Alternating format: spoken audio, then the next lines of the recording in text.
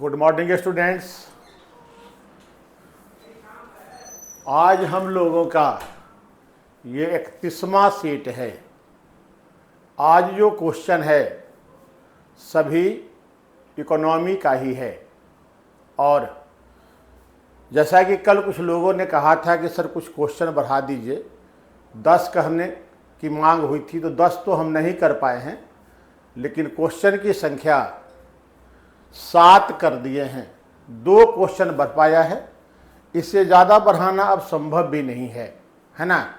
7-8 तक ही रह जाएंगे, क्योंकि 10 क्वेश्चन को डिस्कस करने में बहुत समय लगेगा, उतना समय देना संभव नहीं है।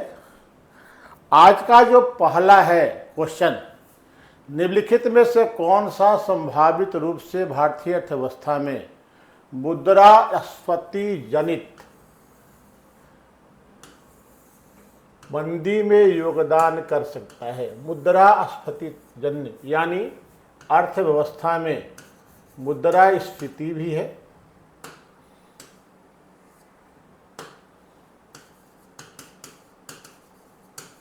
और साथ में मंदी भी है।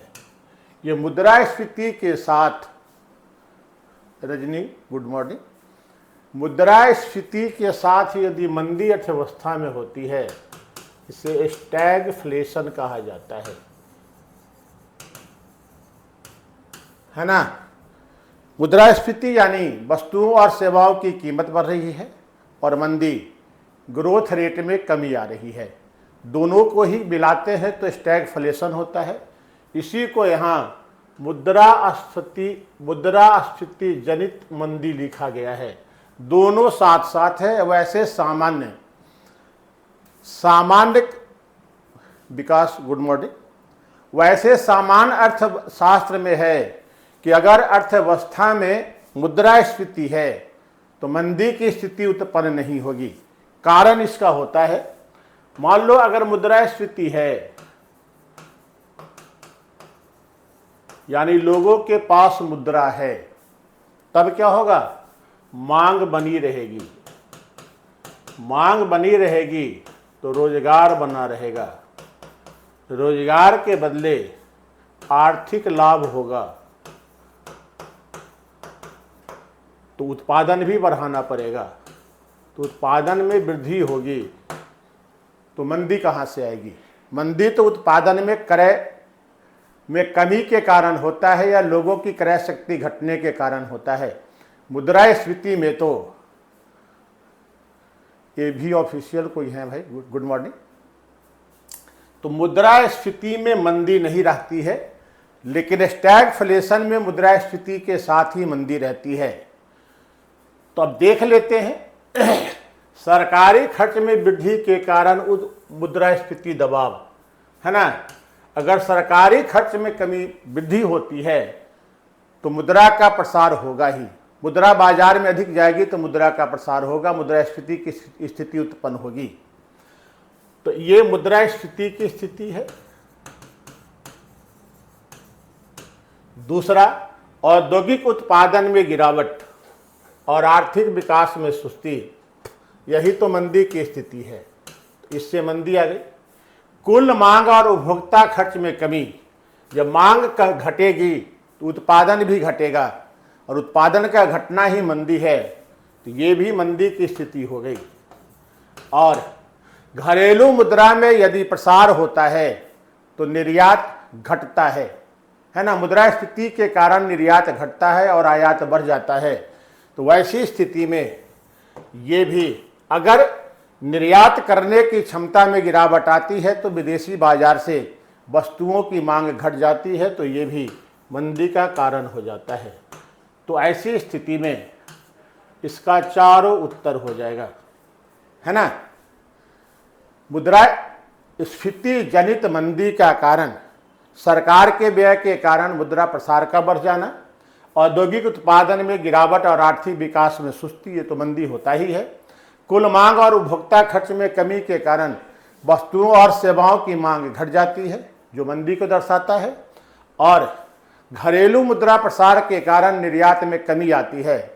अंतर्राष्ट्रीय बाजार से वस्तु की मांग कम हो जाती है, जो उत्पादन को घटा देता है। तो चारों विकल्प हो जाएंगे। तो इसका उत्तर होगा चारों, 1 2 3 4, है ना। वैसे सामान्य नियम है कि मुद्रास्फीति, अर्थशास्त्र का सामान्य नियम है कि मुद्रास्फीति मंदी के विपरीत होता है, इन्वर्सली प्रोपोर्शनल है। रहमान गुड मॉर्निंग, है ना। अगला, भारत में निम्नलिखित में से कौन सी विनिमय दर व्यवस्था लागू है? विनिमय दर, विनिमय दर कहते किसे हैं? जिस दर पर अपनी मुद्रा विदेशी मुद्रा में और विदेशी मुद्रा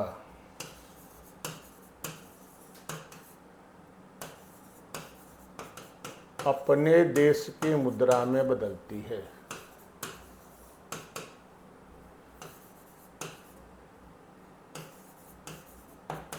अपने देश की मुद्रा में बदलती है। इसी को कहा जाता है विनिमय दर या एक्सचेंज रेट। पेपर में पढ़ते होंगे $1 इतना रुपया के बराबर, ये एक्सचेंज रेट ही होता है ना। देखते होंगे अक्सर सप्ताह में 2-3 दिन जरूर आ जाता है कि $1 इतना रुपया के बराबर, या देखते होंगे रुपया इतना मजबूत हुआ या इतना कमजोर हुआ। ये विनिमय दर ही होता है, ठीक है।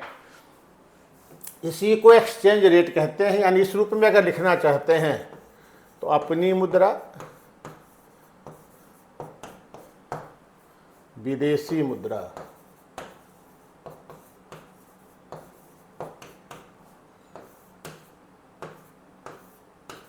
एक्सचेंज जो होता है, विदेशी मुद्रा से जो एक्सचेंज होता है, इसी को एक्सचेंज रेट कहा जाता है।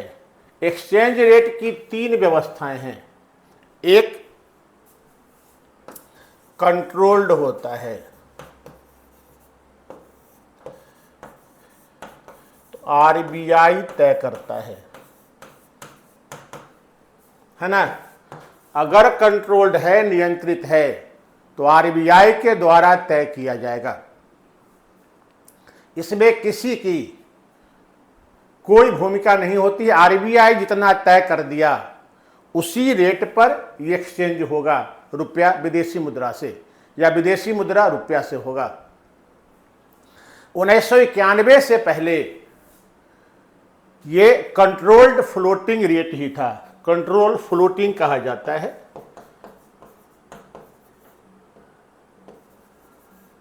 ये कंट्रोल्ड फ्लोटिंग हुआ पूरी तरह सरकारी आरबीआई के नियंत्रण में जब एक्सचेंज रेट तय होता है। दूसरा होता है फ्री फ्लोटिंग। इसमें किसी का हस्तक्षेप नहीं होता है और बाजार की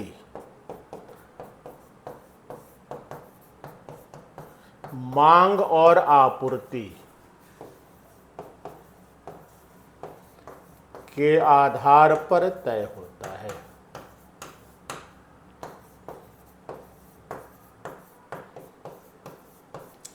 ठीक है। बाजार की मांग और आपूर्ति, जैसी विदेशी मुद्रा की मांग है, जैसी आपूर्ति है, जैसे वस्तुओं का होता है, सेवाओं का होता है, वैसे विदेशी मुद्रा की भी का जो रेट होता है वो मांग और आपूर्ति पर निर्धारित होता है। बाजार के अनुसार इसको फ्री फ्लोटिंग कहा जाता है। और दोनों के जो बीच की स्थिति होती है उसे मैनेज्ड फ्लोटिंग कहते हैं। Managed floating.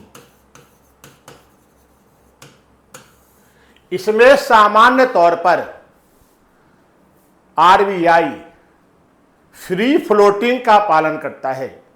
यानी मुद्रा का जो विनिमय मूल्य है, रुपया का जो विनिमय मूल्य है, विनिमय दर है, वो बाजार की मांग और आपूर्ति पर निर्धारित होता है।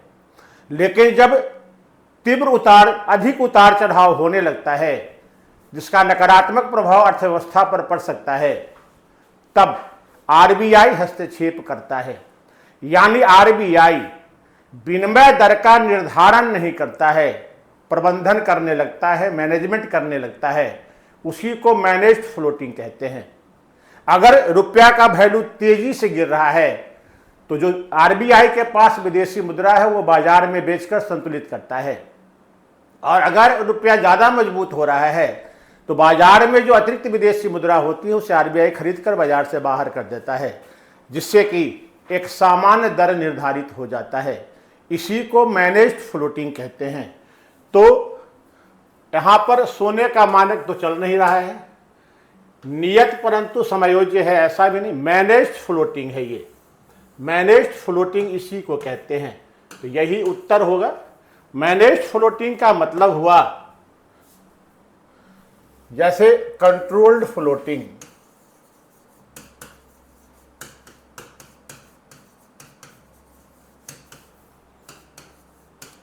आरबीआई द्वारा निर्धारित है,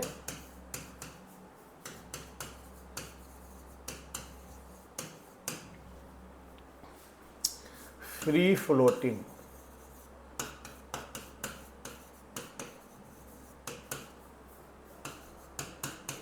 बाजार की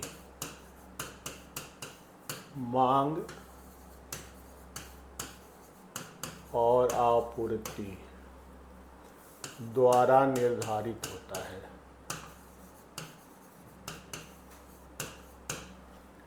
जो मैनेज्ड फ्लोटिंग होता है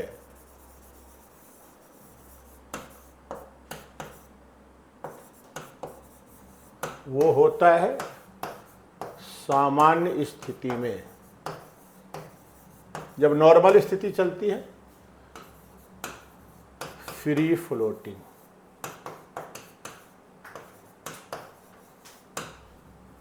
और तीव्र उतार चढ़ाव की स्थिति में कंट्रोल्ड फ्लोटिंग।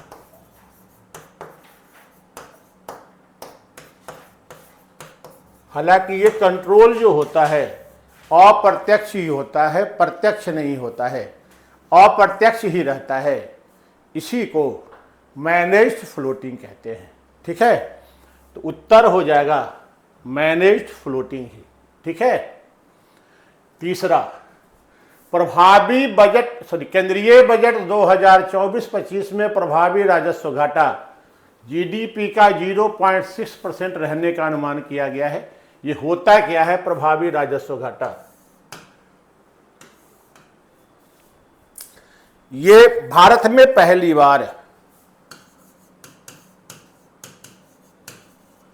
2011-12 के बजट से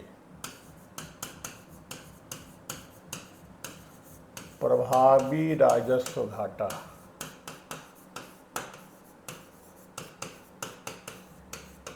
की शुरुआत हुई है।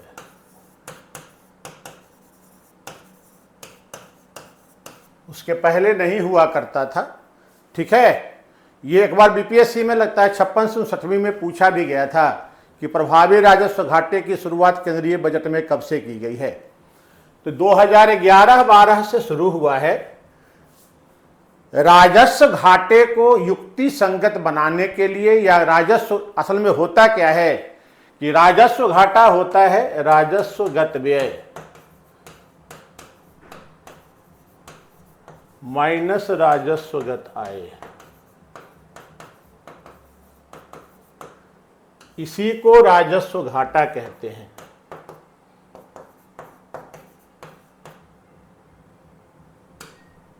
और राजस्वगत व्यय जो होता है,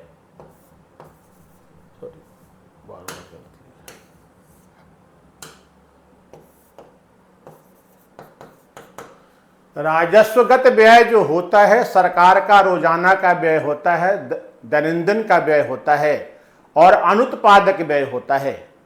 राजस्वगत व्यय में मुख्यतः 4 व्यय शामिल होते हैं। ब्याज का भुगतान,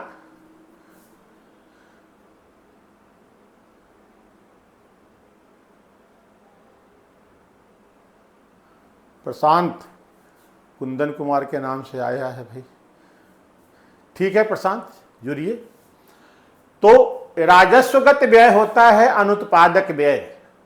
इससे न आय बढ़ती है, न उत्पादन बढ़ता है, न ही रोजगार के अवसरों का सृजन होता है। रोजाना का व्यय है।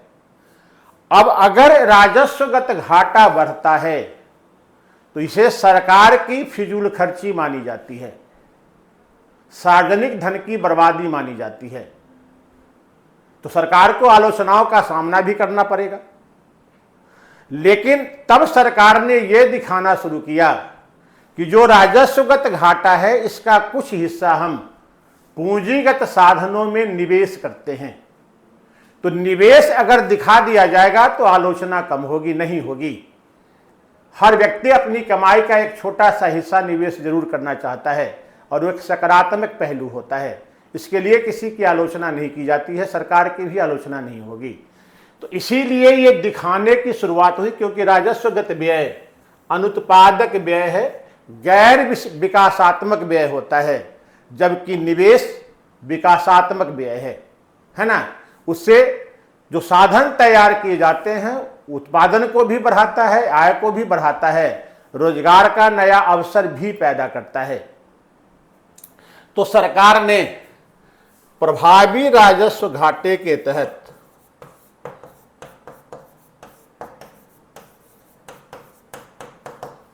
राजस्व घाटा में से पूंजीगत साधनों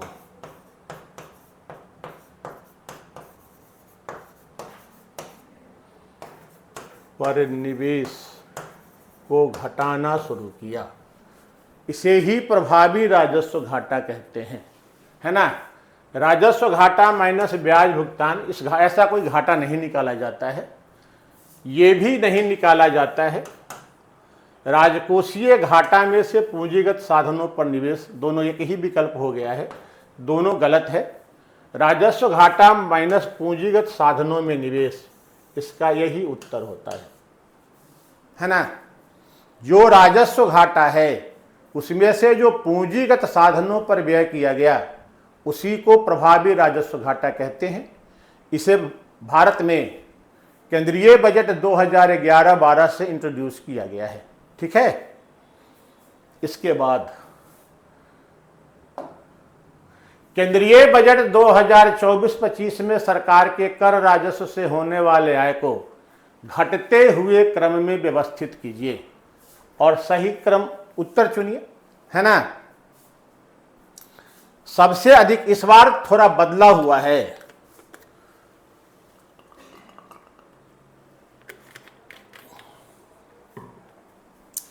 पिछले 3-4 साल के बजट से सरकार को सबसे अधिक कर राजस्व की प्राप्ति जीएसटी से हो रही थी। दूसरे नंबर पे आयकर होता था और तीसरे नंबर पर निगम कर रहता था, जो कंपनियों के लाभ लाभांश पर लगने वाला कर होता है। इस बार बदल गया है, एक नयापन है इसमें, इसलिए हमने क्वेश्चन में डाला है। क्वेश्चन पूछा जा सकता है कि संघ सरकार को सर्वाधिक कर राजस्व की प्राप्ति 2024-25 के बजट के अनुसार किस कर से होना संभावित है ना। तो देखिए, इस बार आयकर से कुल आय का 19% है, जीएसटी से 18% है, निगम कर से 17% है, केंद्रीय उत्पाद शुल्क से 5% है और सीमा शुल्क से 4% है। यही क्रम होगा। यहाँ जीएसटी पहले नंबर पे है तो गलत हो जाता है, यहाँ निगम कर पहले नंबर पर है तो ये भी गलत हो जाता है। आयकर, जीएसटी, निगम कर, उत्पाद शुल्क, सीमा शुल्क, यही उत्तर सही होगा। यहाँ भी जीएसटी पहले नंबर पे है इसलिए वो गलत हो जाएगा। नहीं, कुछ लोगों ने सी उत्तर दिया था, विकास दिए हैं सी उत्तर, सही है आपका विकास, है ना। यही होगा, यही है परसेंटेज इस बार का। और चूंकि जीएसटी दूसरे नंबर पे आ गया है, आयकर पहले नंबर पर इस बार आया है, हमको लगता है पहली बार आयकर पहले नंबर पे आया है, इसलिए इस बार के क्वेश्चन में इसे लाया जा सकता है। थोड़ा सा चेंज है ये, ठीक है ना। किस कर को समाप्त किया गया है, बता सकते हैं?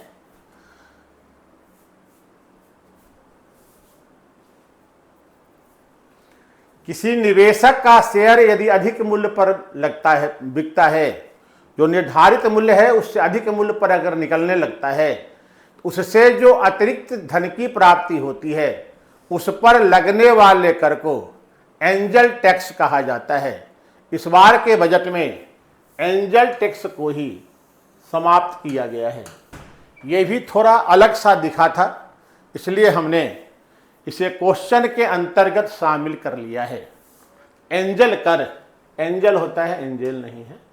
एंजल कर को इस बार समाप्त किया गया है।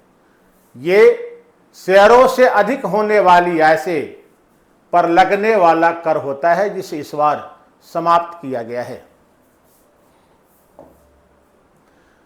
केंद्रीय बजट नहीं होगा, ये बिहार बजट कर दीजिए। बिहार बजट 2024-25 के अनुसार बिहार का सकल राज्य घरेलू उत्पाद स्थिर मूल्य पर, स्थिर कीजिएगा, तथा चालू मूल्य पर वित्तीय वर्ष 2022-23 के दौरान कितना रहा है। 22-23 के ही आंकड़े हमारे पास पूरा है, 23-24 का 9 महीने का ही आंकड़ा होता है, और 24-25 का तो जो भी आंकड़ा दिया गया है प्रस्तावित ही है। तो इसका क्या होगा, है ना, डी, है ना। इसका क्या होगा, फैक्चुअल क्वेश्चन है। स्थिर कीमत, स्थिर मूल्य का मतलब क्या हुआ, यानी 2011-12 का मूल्य, यही ना होगा। और चालू मूल्य यानी 2022-23 का मूल्य, यही मतलब होता है। क्या है, बिहार का total gross state domestic product, है ना, जीएसडीपी, यानी भारत का कुल जीडीपी, बिहार का कुल जीडीपी कितना रहा है। स्थिर कीमत पर एकदम डाटा है, थोड़ा सा तो डाटा याद रखना पड़ेगा, क्योंकि क्वेश्चन डाटा से पूछा जाता है, तो याद तो रखना होगा। तो क्या हो जाएगा इसका उत्तर, देखिए इसका उत्तर है स्थिर मूल्य पर, यानी चालू कीमत पर, चालू मूल्य भी कहा जाता है, सॉरी इसको नहीं कहा जाता है, चालू मूल्य यहां है, जो चालू वित्तीय वर्ष की कीमत पर होता है, और स्थिर मूल्य 2011-12, चूंकि वही है भारत का आधार वर्ष, उसी पे निकाला जाता है इसका कुछ उत्तर। इसमें चालू कीमत पर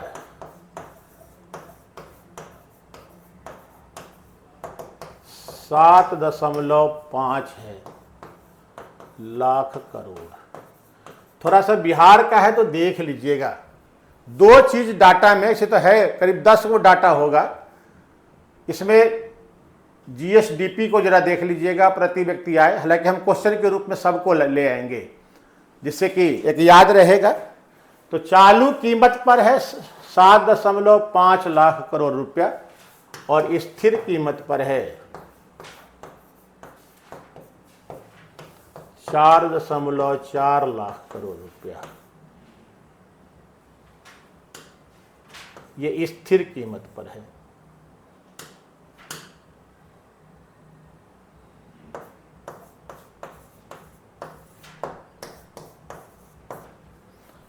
तो इस हिसाब से ये उत्तर हो जाएगा। ये सब गलत है, पूरी तरह फैक्चुअल क्वेश्चन था।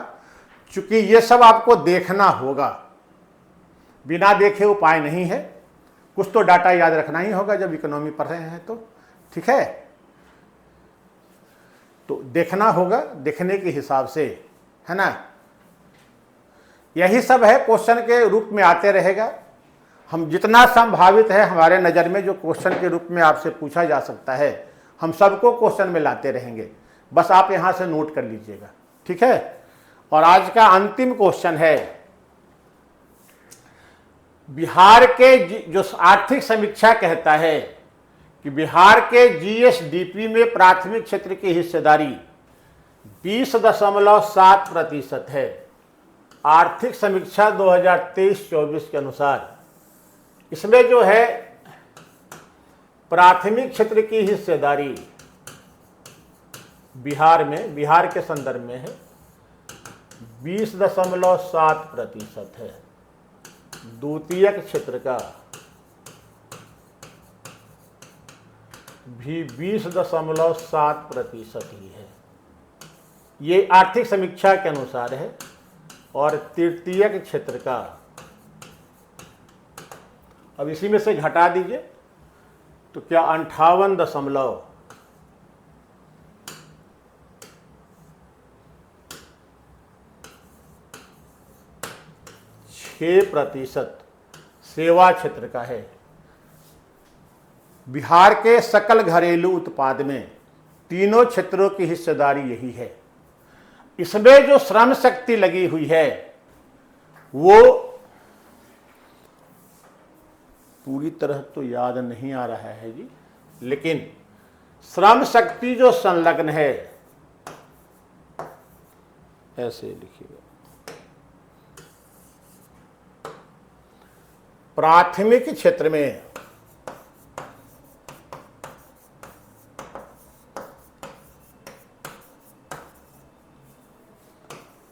संलग्न यानी लगी हुई श्रम शक्ति 47.8% है, ठीक है। ये प्राथमिक क्षेत्र का है। वो दोनों तो ठीक से याद नहीं है। द्वितीयक क्षेत्र का में संलग्न जो हैं ये 27 समथिंग है, 27 लगता है 6% है ना। दोनों को जोड़ते हैं यदि, कितना हो जाता है 4, 15, 7 नहीं, थोड़ा गड़बड़ हो रहा है, 25 ही है जी, 27 नहीं, 25 समथिंग है, क्योंकि ये 73 हो जाएगा। 26 कुछ है सेवा क्षेत्र का, 4 है ना। पॉइंट के बाद वाला में थोड़ी दिक्कत है। और सेवा क्षेत्र की जो हिस्सेदारी है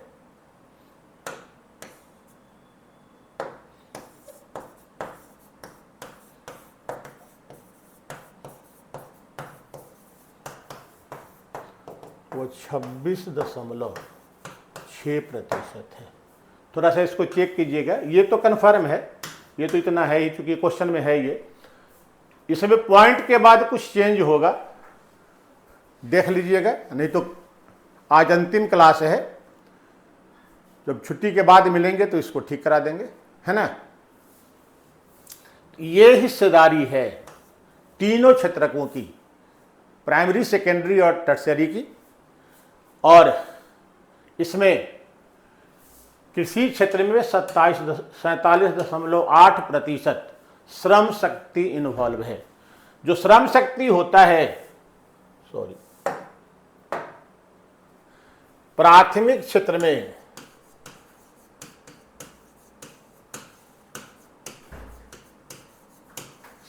संलग्न श्रम जो होता है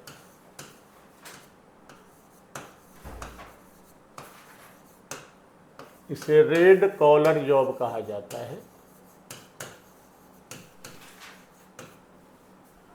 जो द्वितीयक क्षेत्र में होते हैं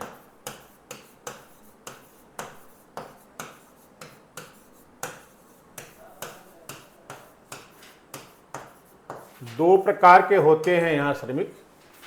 एक जो मशीन के सामने बैठकर काम करते हैं, दूसरा प्रबंधन का काम करते हैं। जो लेबर के रूप में काम करते हैं उन्हें ब्लू कॉलर जॉब कहा जाता है,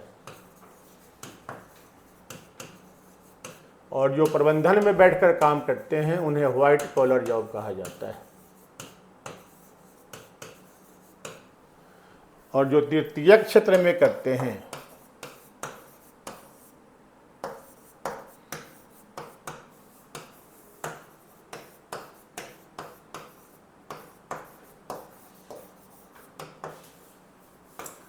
गोल्डन कॉलर जॉब होता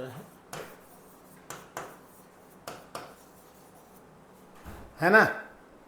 ये गोल्डन कॉलर वाले होते हैं, और इसमें भी जो हाई क्वालिटी के होते हैं, उच्च स्तर के, उन्हें पिंक कॉलर जॉब कहा जाता है।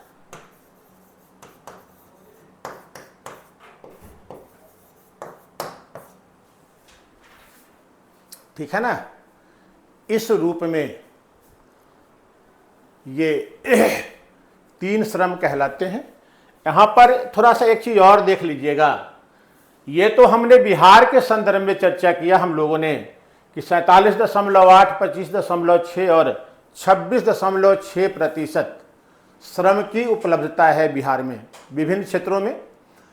इसको थोड़ा सा भारत के संदर्भ में भी आपको देखना होगा, ताकि क्वेश्चन वहां से भी आ सकता है। लिखेंगे नहीं तो कंफ्यूजन होगा। लिखना नहीं है, लेकिन भारत के संदर्भ में भी देखना होगा। लगता है कि आर्थिक समीक्षा में ये बातें दी गई हैं, इसको थोड़ा सा आप देख लीजिएगा। ठीक है। अब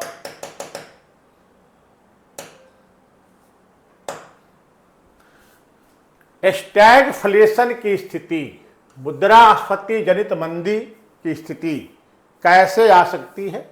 सरकारी खर्च में वृद्धि होने से मुद्रास्फीति बढ़ेगा, औद्योगिक उत्पादन में गिरावट और आर्थिक विकास में सुस्ती, यही मंदी होती है। कुल मांग और उपभोक्ता खर्च में कमी उत्पादन को बढ़ा देगा, घटा देगा, आर्थिक विकास को सुस्त कर देगा, और मुद्रास्फीति बढ़ने पर निर्यात कमजोर हो जाता है क्योंकि वस्तुओं की कीमत बढ़ जाती है। तो ये चारों कारण होंगे। दूसरा, भारत में मैनेज फ्लोटिंग को अपनाया जाता है, जिसमें सामान्य स्थिति रहने पर आरबीआई विनिमय दर में कोई हस्तक्षेप नहीं करता है, और विनिमय दर का निर्धारण बाजार की मांग और आपूर्ति के आधार पर होता है। लेकिन तीव्र उतार चढ़ाव की स्थिति में आरबीआई के द्वारा हस्तक्षेप किया जाता है अप्रत्यक्ष रूप से, जिसे मैनेज्ड फ्लोटिंग कहते हैं। तो मैनेज्ड फ्लोटिंग है विनिमय दर में भारत में। तीसरा, प्रभावी राजस्व घाटा, राजस्व घाटे में से पूंजीगत साधनों में किए गए निवेश को घटाकर प्रभावी राजस्व घाटा निकाला जाता है। इसकी शुरुआत भारत में 2011-12 के बजट से हुई है। चौथी बात, बिहार बजट केंद्रीय बजट 2024-25 में सबसे अधिक कर राजस्व की उगाही 19% आयकर से, 18% जीएसटी से, 17% निगम कर से, 5% उत्पाद शुल्क से और 4% सीमा शुल्क से होगा। तो यही क्रम सही होगा, ये उत्तर सही है।